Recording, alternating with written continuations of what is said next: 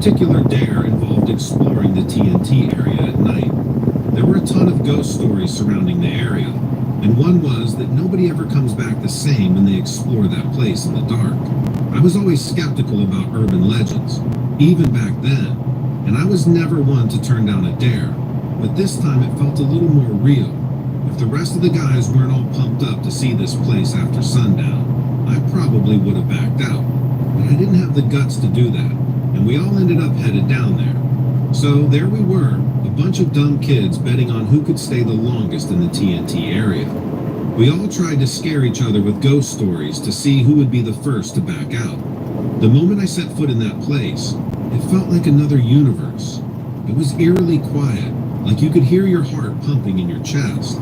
The silhouette of the leftover structures looked like remnants from a haunted past, and weirdly enough, they cast long, creepy shadows that looked like elongated monsters. I gulped and put on a brave face, all the while wishing this whole thing would end soon. Surprisingly, the moon was the only thing that seemed friendly in that grim atmosphere. Its light highlighted the wild, overgrown vegetation. But as mesmerizing as it was, the noise nearby set my senses on alert. Deep down inside, I was kicking myself for not backing out when I had the chance. But there was obviously no turning back now. As I walked further into the night, my heart beat so loud it was audible. My hand instinctively clung onto the flashlight I was holding. Its light wasn't nearly bright enough to ease my mind of the things the shadows could be hiding. My flashlight beam danced over dead logs, rusty barrels, and empty structures, while auditory hallucinations took over, and each snap of a twig sounded like something was creeping up behind me. I kept trying to reassure myself that there was nothing out there, but then my flashlight picked up on a pair of glowing red eyes. They weren't like any normal animals.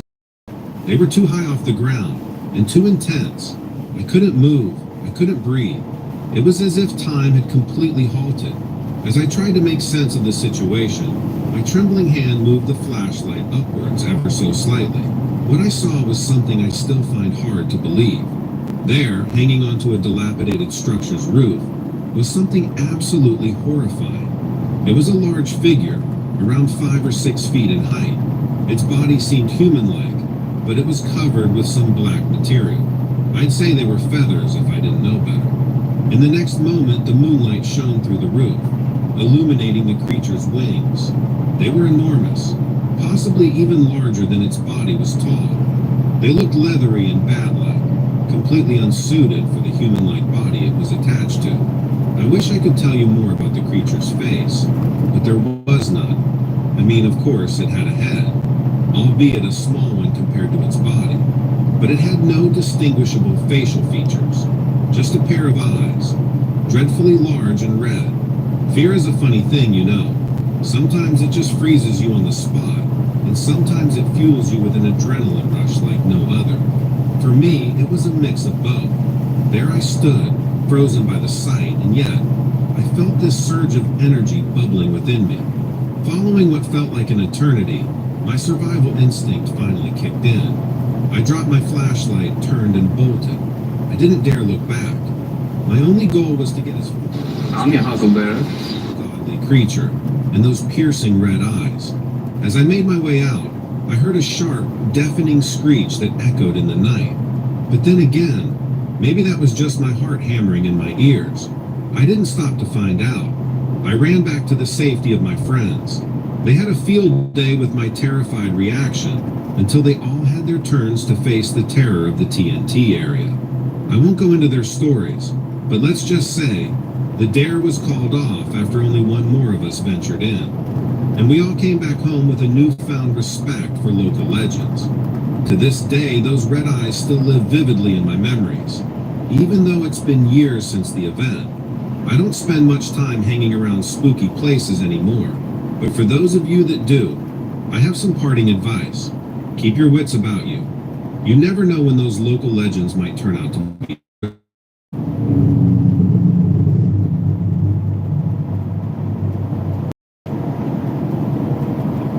Hey Donovan, I'm a big fan of the show.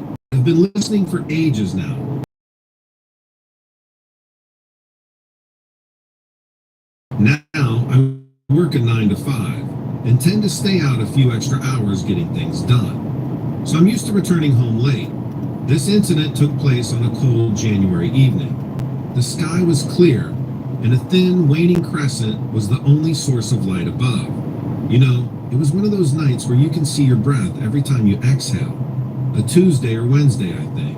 I live in a semi-rural area in Kentucky, the kind of place where everyone knows your name but still gives you space. Being a mechanic by trade, long days and late nights come with the territory. I'm not too bothered about it most times. But that night, particularly, I was beat.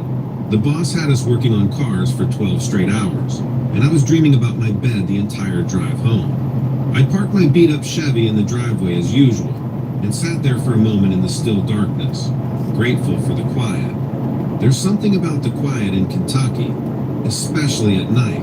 It's almost sacred, like time has paused for a moment, and you're the only one left awake in the world. After a few moments of peace, I pulled myself out of the truck and locked it up. The glow from the porch light was a beacon pulling me forward, but the promise of hot food and rest kept my sluggish legs moving towards the house. Mild dread followed as I remember leaving a mountain of dirty dishes in the sink that morning. I silently chastised myself, already predicting the reek of leftover fast food after a full day. As I trudged up the steps and fumbled for my keys, I heard a strange noise. It was a soft click, click, click. You know, like when two stones tap together. Kind of like that, but eerier. I paused, turned off my music, and concentrated. Sure enough, it was real and not a figment of my exhausted mind. My first guess was the wind tapping some loose branches against each other. But I quickly discarded that idea as I remembered the stillness of the evening. Then I thought it might be some neighbor's dog or some other animal. I was too tired to investigate, so I shrugged it off. I meant to take a step forward but froze when I saw a quick movement in the corner of my eye. My keys slid from my grasp, clattering against the porch steps. Something was moving in the yard. Just as I bent over to pick up my keys, that's when I saw it. God, it was something else. I don't know how to describe it, but I'll try my best. There in the flickering shadows cast by the porch light was a figure. At first, I thought, a man, hunched over and crawling on all fours in an almost eerie fashion. Then I realized this wasn't a guy. It wasn't anything human. Its body was a pale, ghostly white, and it looked like it hadn't eaten in months, looking thin and almost skeletal. When it moved, it was quick. Too quick for a human. It was darting around erratically, making that clicking noise all the while. And as my panicked gaze scanned up, I saw its face. Its eyes were larger than human eyes should be, black and ominous, and there was no nose. An open, gaping mouth looked like a cave in its face, clicking noises coming from it like the casting of dice. Desperately trying to make sense of it all, I stumbled on the porch, dropping my keys again. It seemed to pick up on the sound, and its head spun around faster than anything I'd ever seen. It was then that I saw it was watching me, eyes focused and intense. I would be lying if I said I wasn't terrified. Every instinct was screaming at me to run into the house, but I was frozen on the spot, a deer in the headlights. For what felt like an eternity, I watched it, its black, lifeless eyes watching me right back. Its movements became more agitated, quicker than before. I couldn't shake the feeling that it was ready to pounce, to make me its midnight snack. I don't know what finally broke the spell. Maybe it was just fear winning over curiosity. With a jolt, I turned to unlock the door, my trembling fingers struggling with the keys. With one last panicked look back, I saw the creature had disappeared, leaving behind an empty yard and the fading echo of its strange clicking noise. Throwing myself into the house and slamming the door shut, I took a deep, shaky breath. My mind was racing, trying to make sense of it all, but I couldn't. What was that thing, and what did it want? I never found the answer to that. The next day, I approached the yard, half expecting the creature to be there waiting for me. But there was nothing, no trace of it. But every so often, I still hear that clicking noise at night. Sometimes I think I see a flash of pale movement in the shadows. I don't venture out to investigate, though. Some things are better left unexplored. That's my story. If anyone else out there has had a similar experience, I hope this helps them feel less alone.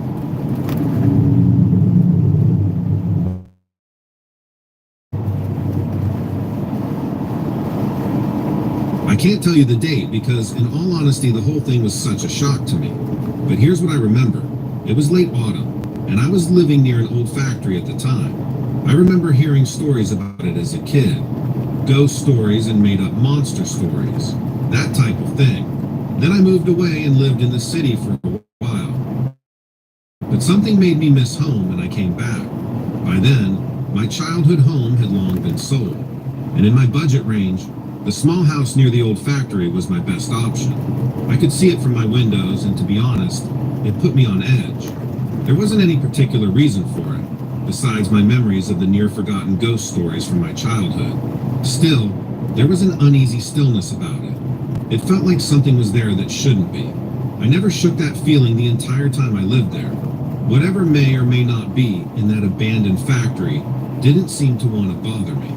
As long as the factory remained quiet and nothing happened, I decided I could stay and continue life as usual. Besides getting out of the house to go to work, I was a homebody. I had taken up a bit of amateur carpentry and practiced that in my spare time. I set up a desk in the living room of my little house and spent quite a while working at it. Even from there, I could see the factory right outside the window. It was strange to say the least, and that never changed. I would see shadows moving in the old building. It was as if something was living in there. Hopefully just a wild animal, I thought. We had several species of wildlife in the area that would likely be happy to take up residence in the factory, but I couldn't shake that uncanny sense of dread. This went on for weeks. I always thought myself a bit of a skeptic. I didn't believe in ghosts or monsters. The shadows moving around the factory at night were probably just raccoons or possums, looking for a dry, covered space to live. At least, that's what I kept telling myself. I was at the table one night, working on a carpentry project that just wasn't going my way. I was starting to zone out, and as I did, I caught myself staring at the empty factory. There was definitely something in there, but what was it? I watched, almost mechanically, as the shadows shifted again, and there it was. And it certainly wasn't something from out of the well. The silhouette was roughly human, albeit much larger. Its face was gone, and its body was disgustingly thin, as if it hadn't eaten a meal for months. I could hear my heart beat audibly. I wouldn't be surprised if it was loud enough for the creature to hear it too. I don't know what it was. Normal appearance. It moved with the swiftness of a predator. It didn't wear any clothes that I could see, which is the only reason I concluded that it wasn't human. And while its emaciated body was undoubtedly disturbing, it was the face, or rather the lack of it, that held my gaze. Where the eyes should have been were large black voids. I watched the creature. Its skin so pale it almost emitted a ghostly sheen under the muted headlights that passed the factory now and then. It made these strange clicking noises from time to time, echoing eerily around the silence of the factory and out the broken windows for me to hear. I felt like I was in a scene from a horror movie, and I wished helplessly for mundane, ordinary nights to return. During those days, I had a hard time relaxing, even breathing. It was as if time had stopped. I had a moment of clarity and rushed to my phone to call someone, but I didn't know who. What authorities could I call that deal with monsters in the dark? Do I call the city, the state patrol, the wildlife officers? I wasn't even sure if this creature was something from the natural world or not. I settled on calling the police. The quiver in my voice must have been apparent. The operator assured me that a squad car was away. When help finally arrived, the shadows in the factory returned to lifelessness. The officers, despite their investigative professionalism, couldn't hide their skepticism. They apologized for the inconvenience, said it was probably teenagers messing around, or maybe I had just seen an animal. That night, sleep eluded me. Every creak, every rustle of leaves out my window was now part of a horror story that was slowly unfolding around me. The dread hung heavy in my mind. Believe it or not, I'm still here, but the days are strange now. The factory has been quiet, but I don't feel safe at all around it. I am looking for new housing, but my search isn't going as well as I had hoped. As I write this, I still live next to the factory, and therefore near the creature that lives inside it. I try to go about my day, but I can't rid myself of the fear that I will see it again. What if that creature decides to come outside? What if it comes over here? I am certain it knows that I live here, just as I know that it lives in that old factory.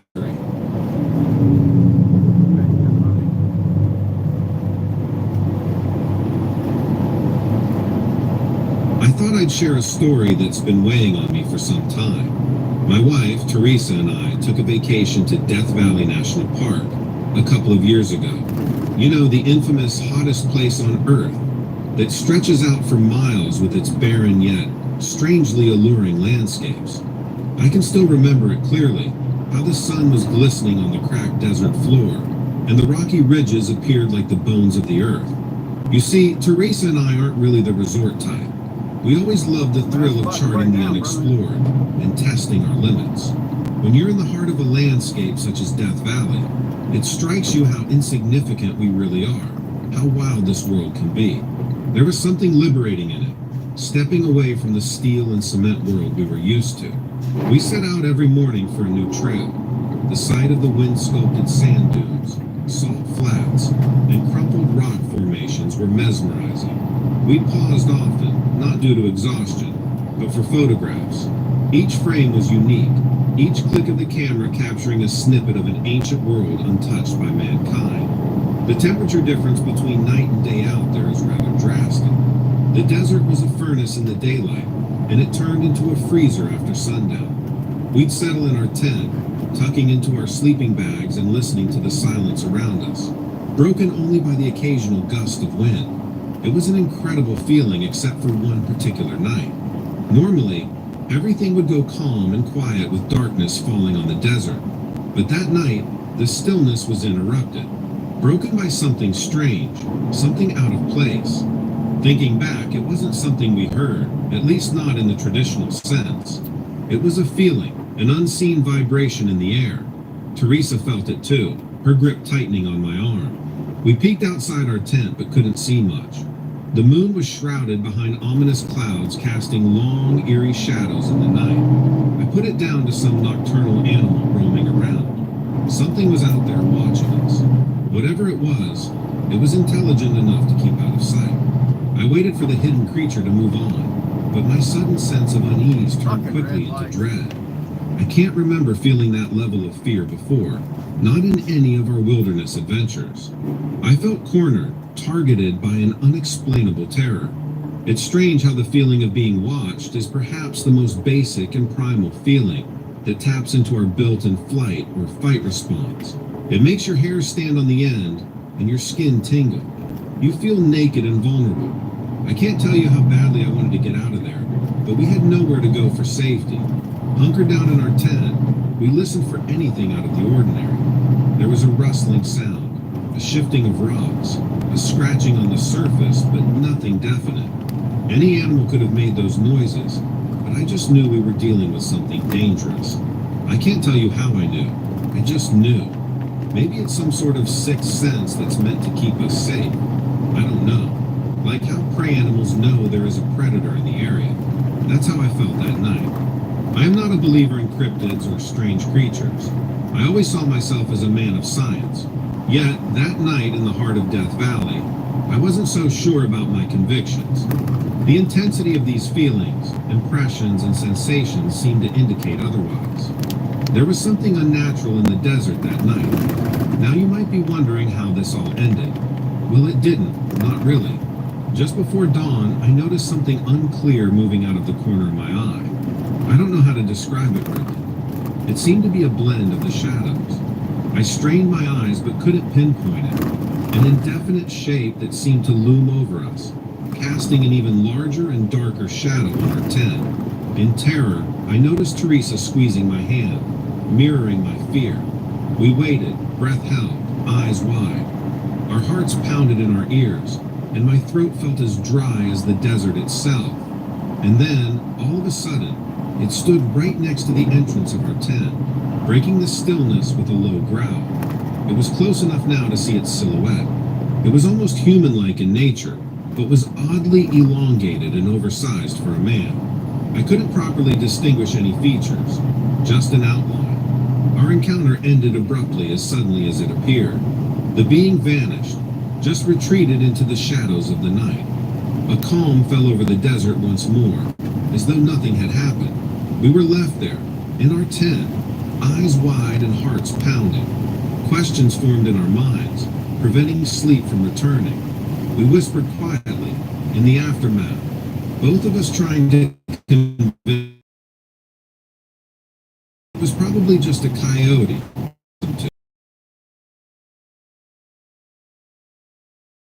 Weren't speaking the truth. The next day, warm and bright, an unnerving contrast to the ominous night we shared. I examined our campsite, the looming rocks around our tent, anything that could hint towards the strange occurrence from the night before. I discovered some peculiar footprints around our tent. They were large and strangely shaped, unlike anything I've ever seen. At least, anything I'd ever seen in the wild. I had seen footprints like them once before, only they were in a museum, in an exhibit about dinosaurs. Now, I'm not saying there are living dinosaurs running around the desert, but something is out there, and it has tracks that are eerily similar to creatures of a long-forgotten past.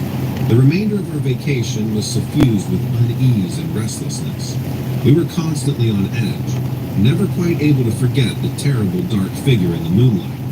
Hastening our packed lunches and avoiding the night, we decided to leave earlier than we planned. As we packed our stuff and set out on our drive home, I found myself casting nervous glances behind us, where the ominous rocky terrain of the Death Valley stretched out, an endless expanse haunted by shadows and mysteries that are better left unsolved. I am still left with 1,000 questions and no answers. How could these things still exist in our world today? How have they managed to remain hidden for so long? Your guess is as good as mine.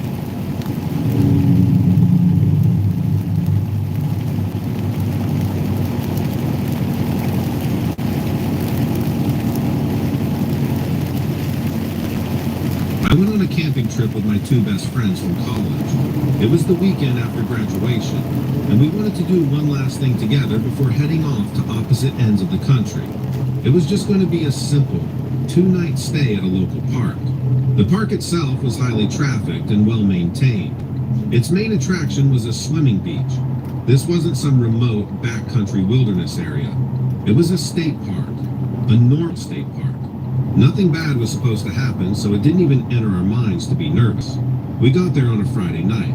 The campground was less than half a mile from the parking lot. They had carts at the lot we could use to carry our things to the site. We had camp set up in less than an hour. Everything was going perfect.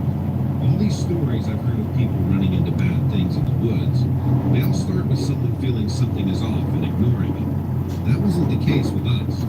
There were no warning signs.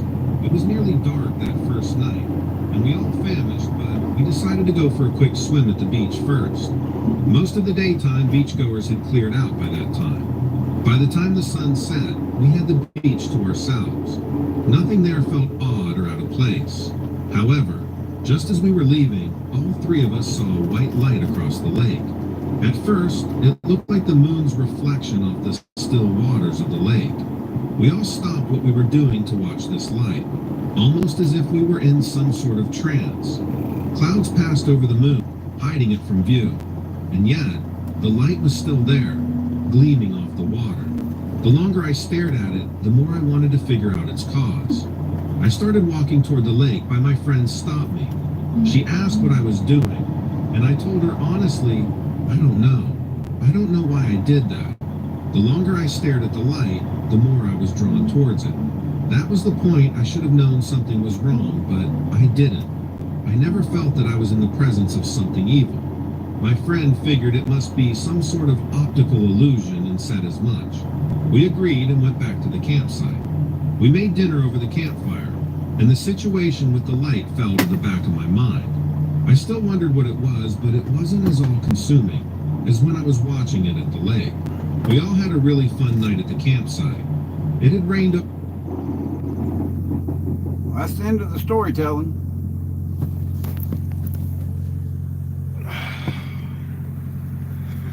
Damn, I didn't know that was zoomed in.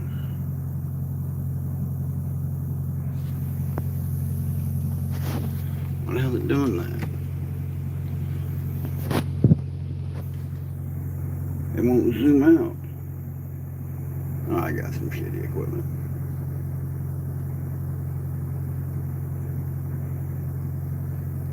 I know it's got to zoom out farther than that.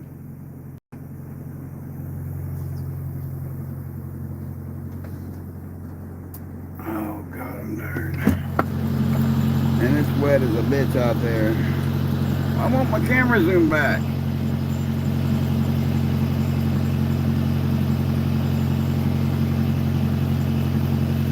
There it goes.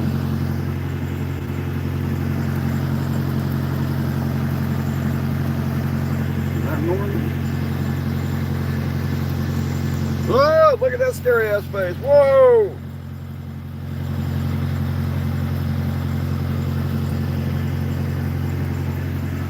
Oh, Lord.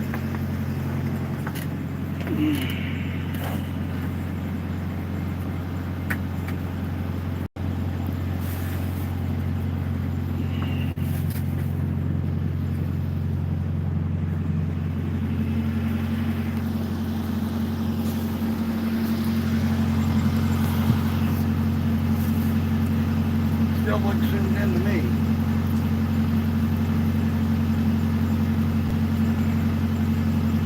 I gotta put my hoodie on, guys. It's really wet out there.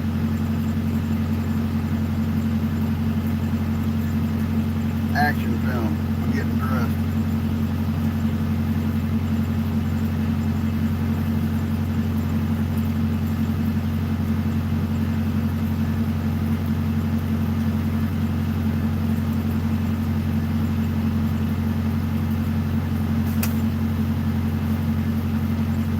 All this just to come back in 3 hours and get back in the truck and take off again.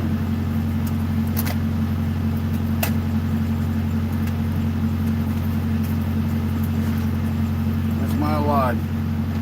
That's why I don't get to make very good videos. I'm always working. I feel guilty not leaving. Having good enough videos. We're back down to 2 people. Well, anyway, you know, there's still 2 people there.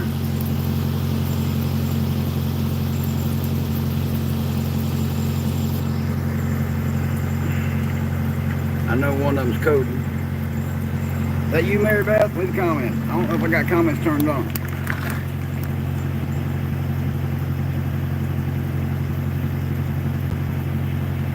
Did not. I did not have it turned on.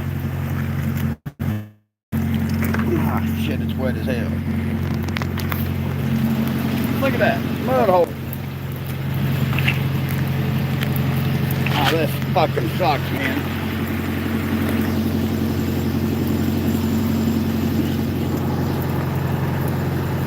Hell, I'm gonna be soaking fucking wet by the time I get my doors unlocked. Who gives a fuck? What kind of day I'm having anyway.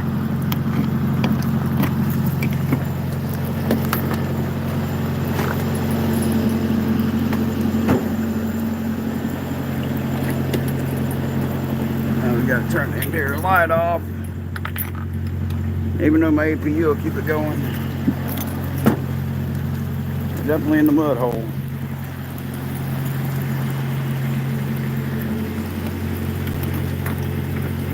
Feel like we live in fucking Seattle, Washington. It rains so fucking much here.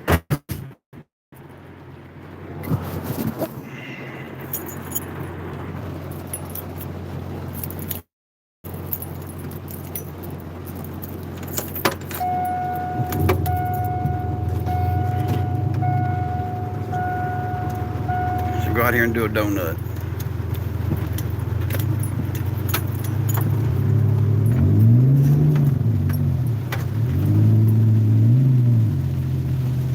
But that wasn't a cop over there. He got Mr. Carolyn driving. We did a half donut. My big 775 horsepower Silverado.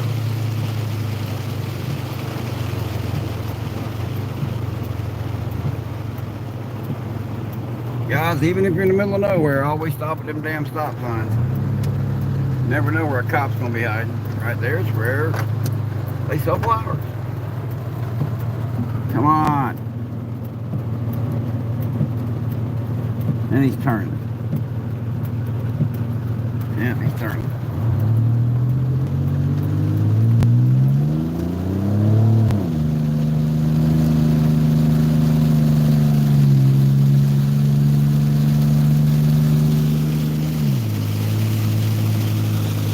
As long as there's 2 people on here, I'll keep streaming. Man, it is storming like hell.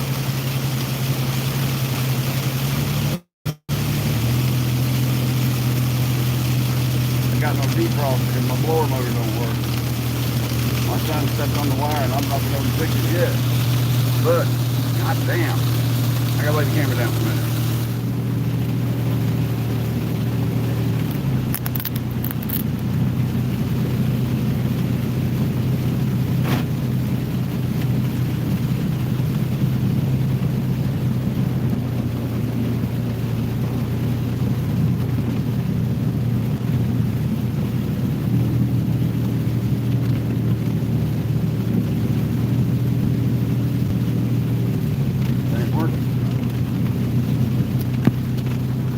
That system ain't working.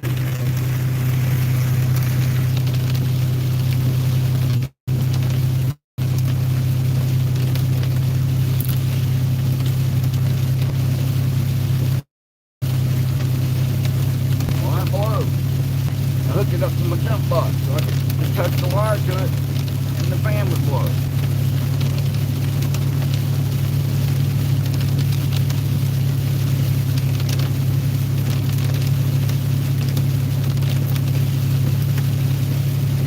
Working. Hold on.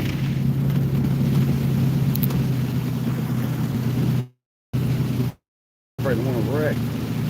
Having to steer with my damn knee. It is working. Well, you know.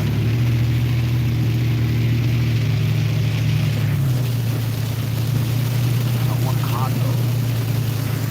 I think that there's where my 3 stolen trucks went. Yeah, somebody sold 3 trucks to me. My 89 Ford F-150 with a 12-inch lift. Monster truck, bad motherfucker. And then my 90 Chevy Silverado with a small block 350 cammed up.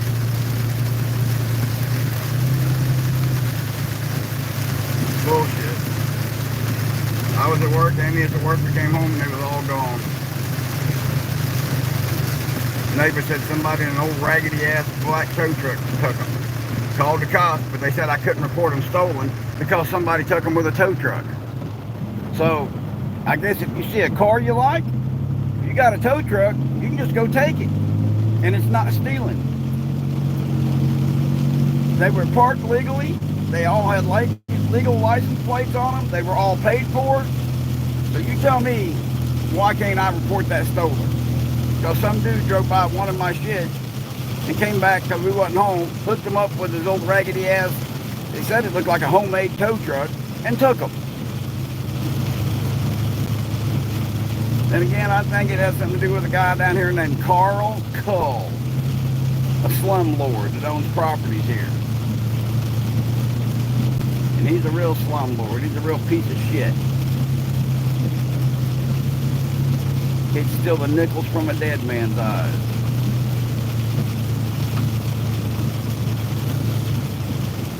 Bastard. That's who owned my house. I think he was mad because I was moving. Our rent wasn't up or anything, which the vehicles were parked up legally on the street. So I don't know how the hell, I mean, I just think he's got something to do with